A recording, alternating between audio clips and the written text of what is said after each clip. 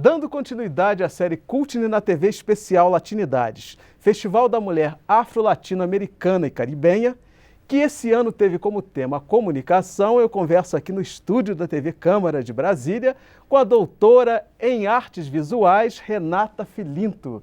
Renata, muito obrigado por ter vindo. Obrigada pelo convite. E para a gente começar, arte e protesto. Você, enquanto mulher, negra e artista, é possível separar essas duas coisas? Alguns artistas até separam. No meu caso, eu acho que não tem como. Por quê?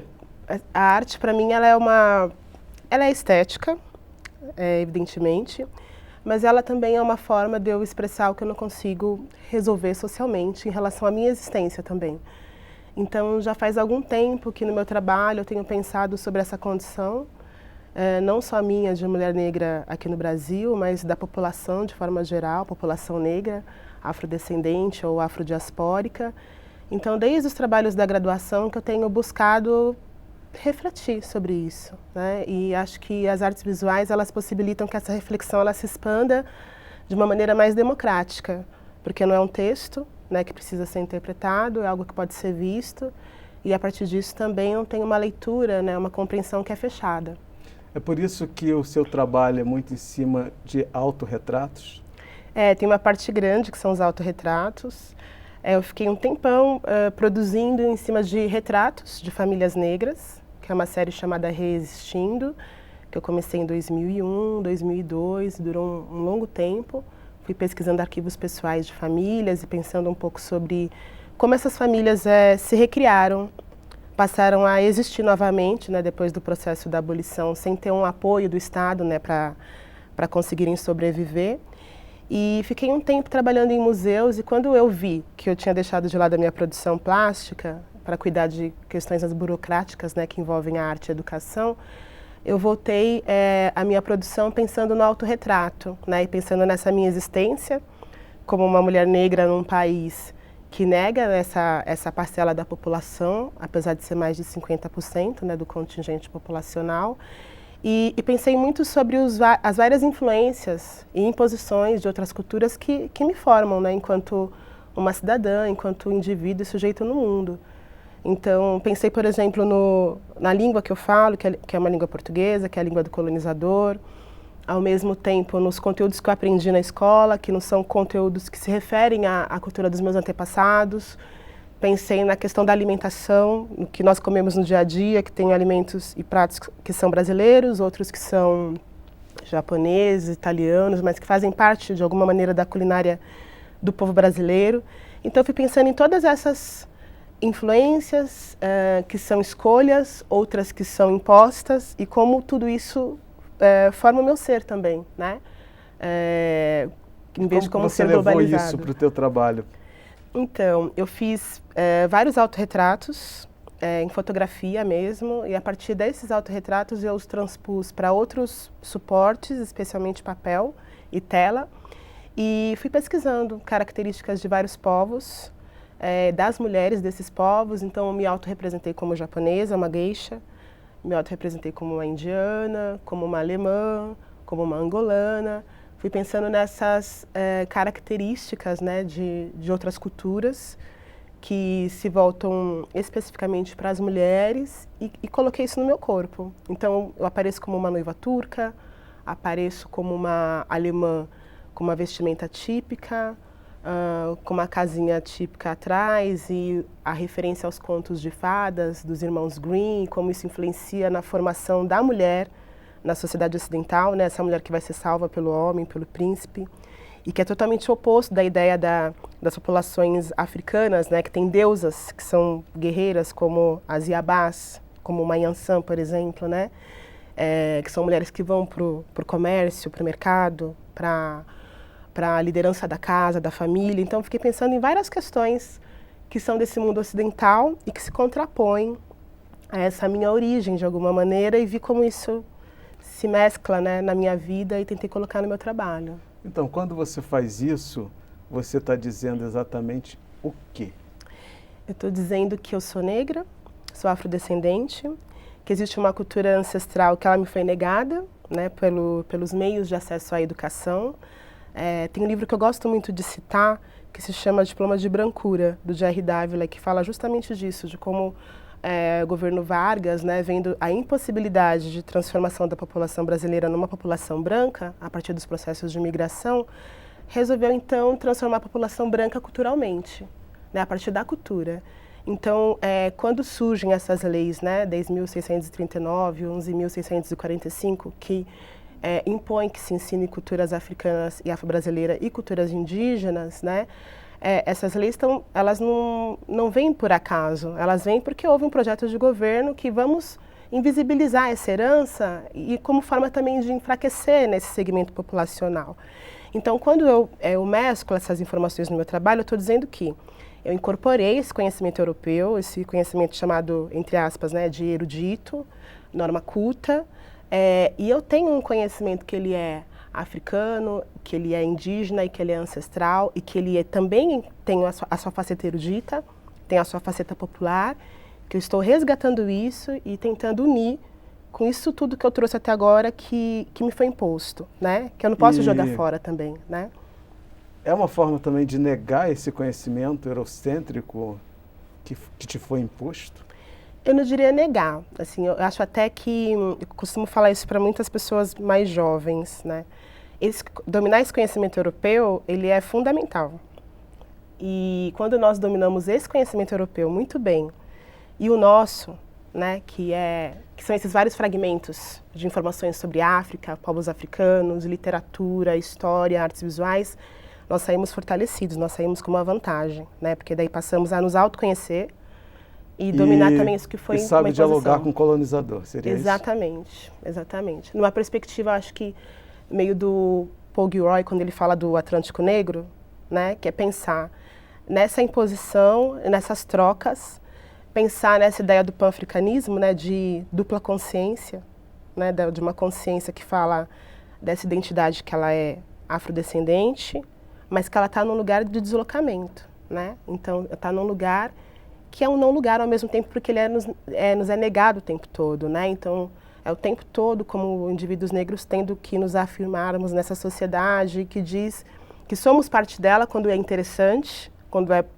por exemplo, necessário fazer uma Olimpíadas, uma Copa, então vamos ressaltar essa diversidade. Em outros momentos, simplesmente silenciam, né, invisibilizam a nossa presença. Então, os trabalhos do autorretratos, que eu chamo de afro-retratos, porque a gênese é o afro, que é a minha figura, eles tentam trazer essa ideia, né, de uma globalização, mas não no sentido de uma equidade, né, de uma igualdade, mas seria de ressaltar o que é importante dos dois lados. Seria, né, uma globalização que não te tira a identidade? Exato, que na verdade ela demonstra que somos indivíduos humanos, mas ela valoriza essas diferenças, né? Que existem culturas diversas e que isso tem que ser respeitado. Exatamente. Agora, quando que você descobriu que esse seria o teu caminho? A academia não te trouxe isso. Na verdade, você que leva isso. Como que você despertou para isso? Como você teve essa consciência? Meu caminho é esse, eu tenho que trabalhar dessa forma. Foi a partir em 2000, eu participei de uma mostra, uma exposição chamada Mostra do Redescobrimento, que teve a maior polêmica, né, porque era a comemoração dos 500 anos de existência do Brasil. E a polêmica foi justamente por conta dos povos indígenas que disseram, não, nós não reconhecemos esses 500 anos de Brasil, né? Mas nessa exposição, que tinham 13 módulos, era no Parque do Ibirapuera, tinham 2 módulos de arte afro-brasileira. E daí lá eu descobri que tinham artistas negros e negras já pensando sobre a história do negro, dos africanos, essa herança que existe aqui no Brasil, a partir da estética, a partir da plástica. Então eu vi que tinha um caminho ali. Que na universidade eu ficava meio assim, adoro Gustavo Klimt, adoro Picasso, mas cadê, né? Cadê os artistas negros, né? Cadê além do Basquiat? Cadê além dessa influência que a arte tradicional africana exerceu na criação do cubismo, né? Então, quando eu me deparei com esses artistas, eu vi que tinham pessoas, sim, pesquisando arte a partir da sua própria história, a partir de uma herança cultural afrodescendente, mas que a academia não dava espaço para a observação desses trabalhos, né? Eles não eram estudados nas aulas de História da Arte brasileira, nem nas aulas de História da Arte geral. E isso eu acho bem interessante, né? História da Arte geral, e o geral se refere só à arte da Europa, né? Então, aí eu vi que dava. Então, eu fui descobrindo os artistas do Brasil que trabalham com essa temática, e depois eu fui descobrindo artistas de outras localidades, e principalmente descobri a figura do Emanuel Araújo, que é esse homem que é pouco valorizado aqui no Brasil. Ele é, eu acho que, talvez o maior artista vivo hoje, junto com Nelson Lerner. E além de ser um grande artista, é um homem que tem dedicado a sua vida a resgatar essa nossa história, né? E ele fez um belíssimo trabalho nesse resgate no que se refere às artes visuais. Então, a partir dessa pesquisa que ele inicia, na verdade ele dá uma continuidade, né, a outras pessoas, eu vi que eu tinha um caminho ali, que não era uma bobagem falar da minha própria história, falar da minha própria condição, como alguns professores meus na academia, na universidade, haviam me convencido, né? Que a minha insistência em falar sobre isso não era algo fora de lugar.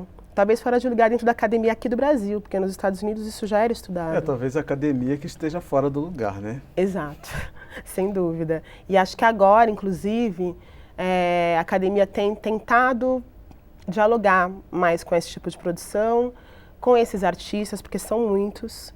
Existe o interesse da crítica de arte estrangeira nessa produção, o interesse das galerias, algumas galerias grandes aqui do Brasil que têm mercado internacional, tem essa participação fora também, já perceberam que esse é um filão e que o movimento dos artistas no mundo agora é justamente esse, de questionar isso que tem sido chamado de história da arte e história geral da humanidade, né, que é uma história geral da humanidade que exclui toda a Ásia, que exclui toda a África e que se exclui as Américas, né, talvez inclua só a América do Norte, e nós entramos aqui como Novo Mundo e coadjuvantes, né.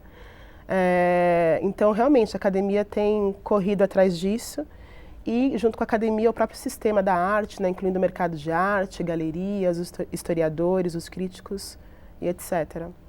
Que bom saber que você não é solitária nessa luta. Não, não sou. Inclusive, tem várias artistas negras e mulheres produzindo. Artistas com produções que elas não são contemplativas. Talvez essa seja uma questão, né, também. Não são trabalhos que você compra para pendurar na sala de jantar, né? A não ser que você consiga realmente compreender a amplitude daquilo que está sendo discutido nesse trabalho. Ok, discussão não vai faltar no próximo bloco. Vou ter que fazer, gente, um pequeno intervalo, mas já eu estou de volta. Fique com a gente.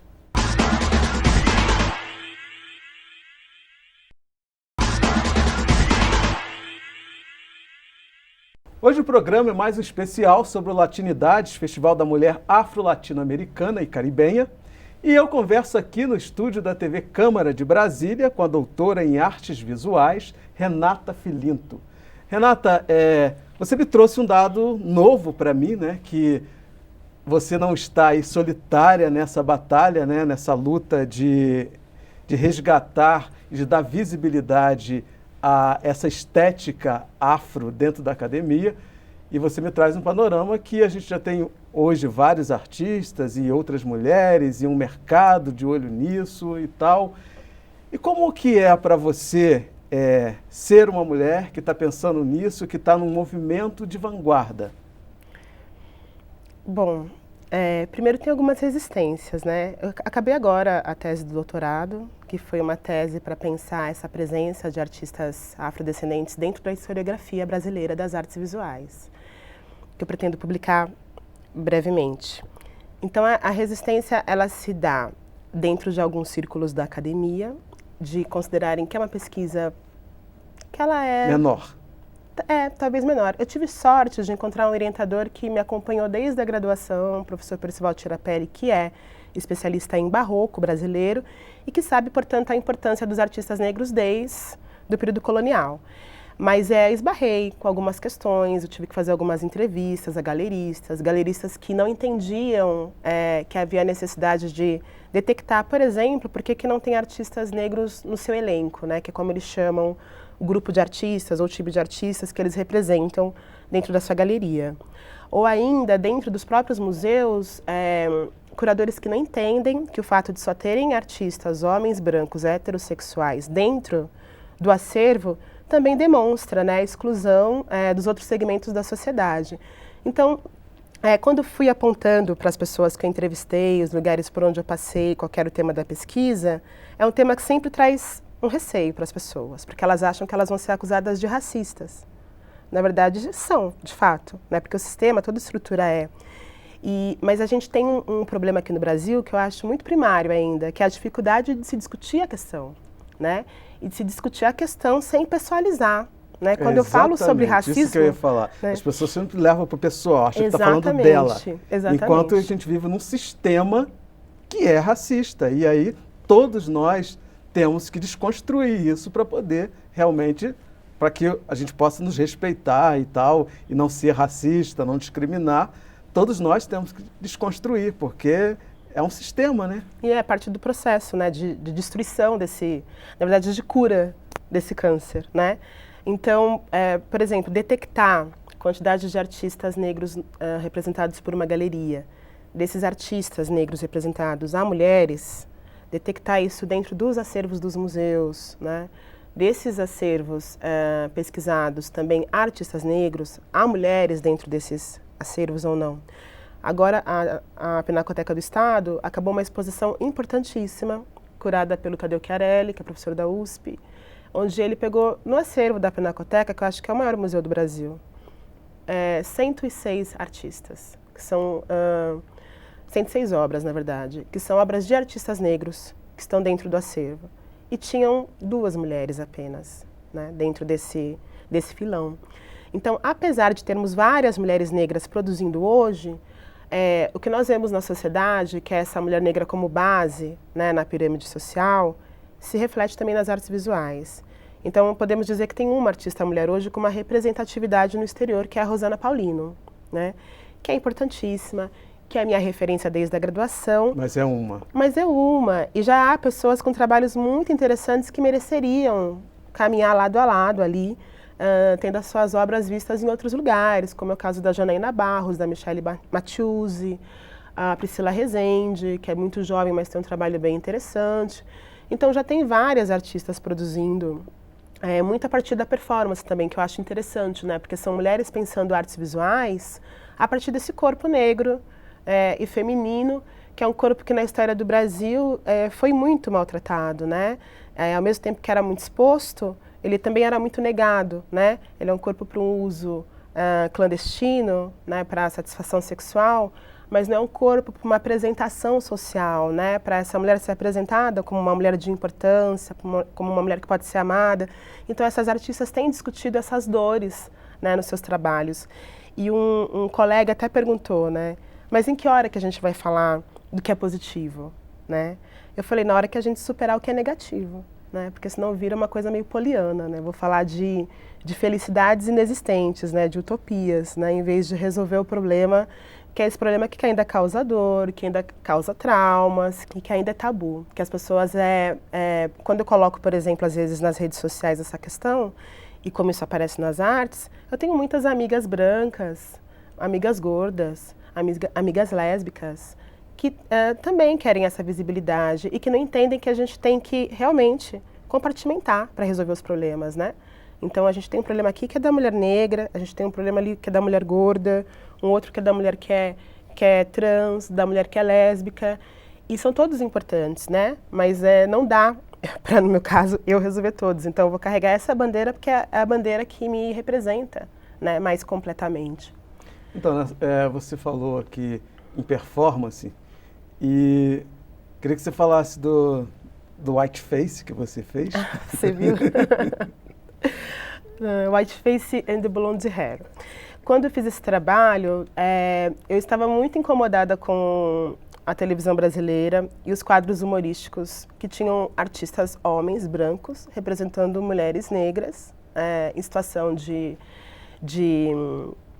carências, né, sociais, como personagens para serem risíveis, né? Então tem uma personagem da Rede Globo que pedia dinheiro nos vagões de metrô, sem dentes, procurando o filho desaparecido, ou seja, manipulando de maneira perversa para causar riso uma situação que ela é infelizmente comum E é muito dolorosa, é muito triste. Uma mulher que cria o filho sozinha, que perde seu filho e que assim está numa condição tão fragilizada que nem cuidar dos próprios dentes, né?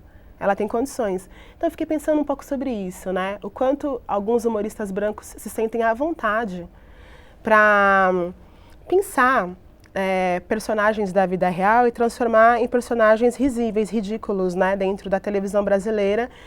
E cheguei à conclusão de que não tinham muitos personagens, na verdade atores negros, que fizessem algo como se fosse um white face. A população negra, os humoristas negros, eles não fazem esse tipo de coisa, né? E daí eu pensei nessa mulher que é o top de São Paulo, né? Essa mulher branca, rica, alta, magra, tingida de loiro muitas vezes, não loira natural. E eu me caracterizei dessa mulher, né? E fui fazer compras na Rua Oscar Freire. E fiz um teste de maquiagem antes, com uma maquiadora contratada, fui procurar a peruca mais adequada e fui visitar algumas lojas, como essas mulheres que dedicam as suas tardes, né, para passear na Oscar Freire, tomar um café, fazer algumas compras, gastar alguns milhares de reais, tentando de alguma maneira também expor... Uma bolsinha de 5 mil reais. Uma bolsinha de 5 mil, um sapato na promoção por 7 mil, né? E que, na verdade, esse comportamento também é um comportamento que ele fere a população, né? É um comportamento que ele fere essa mulher negra, pobre, mãe solteira, que é ridicularizada dentro do programa de humor. Então eu pensei sobre isso, né? Pensei nos padrões de consumo dessa elite brasileira, principalmente a paulistana. Pensei nesse padrão de beleza, que é um padrão de beleza muito diverso da maioria das mulheres do país, copiado de fora. E pensei principalmente em como as pessoas ali na rua, durante a performance, receberiam essa figura, porque eu não maquiei minhas mãos. Eu maquiei só o rosto. Então a ideia era fazer um white face mesmo, né? Uma maquiagem pálida, com pouca cor, e os trejeitos, né, de uma mulher...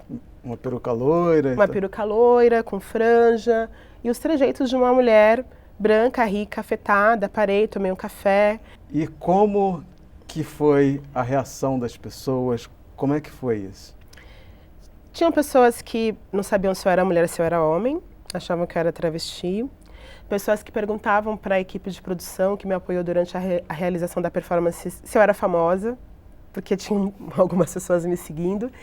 Mas também eu vi um pouco de indignação, assim, de mulheres brancas que me viram maquiada, mas elas não sabiam muito se eu era uma pessoa comprando, se era uma brincadeira, nem imaginavam, né, que era um trabalho de artes visuais, né? Então percebi muitos olhares e um pouco desses olhares aparecem no registro da performance. Um estranhamento. Um estranhamento. É um constrangimento, você diria? Algumas eu percebi visivelmente constrangidas, principalmente as pessoas que tinham cabelo tingido de loiro. Porque o projeto onde se insere esse trabalho, ele se chama também Quero Ser Sexy, né? Então é um projeto que ele inclui essa performance, inclui alguns autorretratos onde eu me autorrepresento como estrelas loiras de Hollywood. Então eu me fiz como Renata Bardot, Renata Bessinger, Renata Morrow. Inclui retratos de mulheres de várias cores, na verdade, mas que pintam seus cabelos de loiros, de vários tons de loiros, na tentativa, né, de alcançar também esse padrão de beleza. Não são mulheres que pintam de loiro como uma forma de diversificar o próprio visual. São mulheres que pintam cabelo de loiro na tentativa de se aproximarem do padrão loiro. Um padrão que não é o padrão dela. Exatamente. Por entender que esse padrão é um padrão de privilégio, de beleza. Exatamente. De poder. De poder. E qual foi o resultado disso para você? Você acha que você tinha um objetivo, algo que você queria atingir e se atingiu? Como é que foi o resultado disso? Para mim, o resultado são os retornos que eu recebo, né? Porque era justamente causar reflexão sobre primeiro sobre o estranhamento em si, né? Porque a gente é uma sociedade onde a mulher branca, ela pode se bronzear, ela pode pintar o cabelo de qualquer cor, ela pode fazer dreadlocks, isso não é questionado. E a mulher negra não pode nem usar vermelho. A mulher negra não pode nem usar batom vermelho, né? Ela não pode pôr cabelo, ela não pode nada. Não pode ter o cabelo crespo do jeito que é o cabelo dela. Exatamente. Então teve primeiro esse estranhamento, porque durante a performance as pessoas percebiam que eu era uma mulher negra, com traços negroides, né? segundo os retornos que eu recebi, né, de pessoas que entenderam qual que era a lógica do trabalho, né, que era provocar. Existe o blackface, usado ainda como uma estratégia no teatro, que inclusive Stephanie Ribeiro, ano passado, questionou a apresentação lá no Itaú Cultural, isso mobilizou muitas pessoas.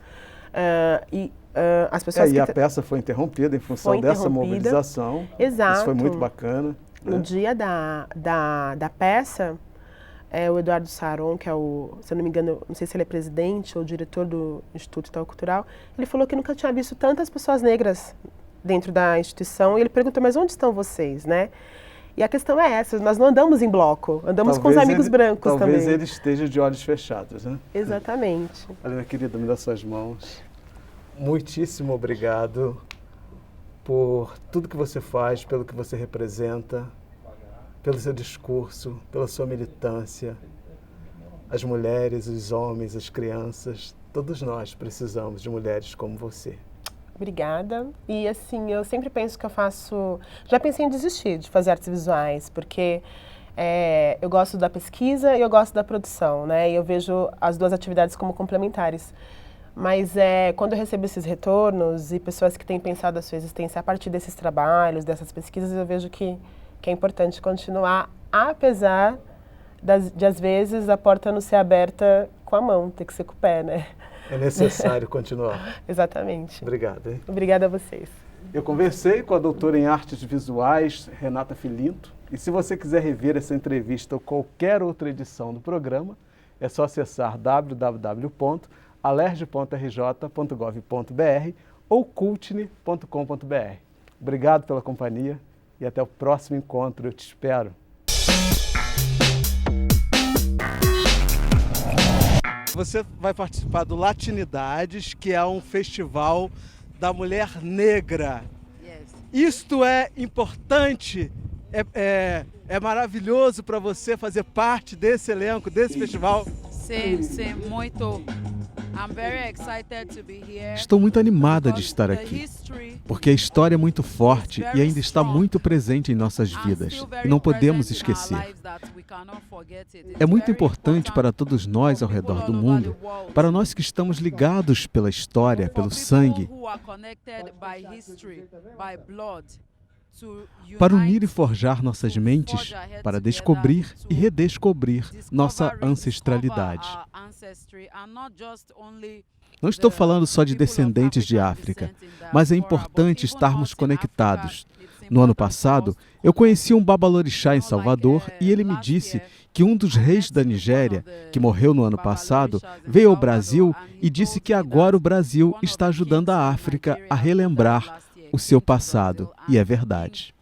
Said that now Brazil is helping Africa to remember our past, and it is true.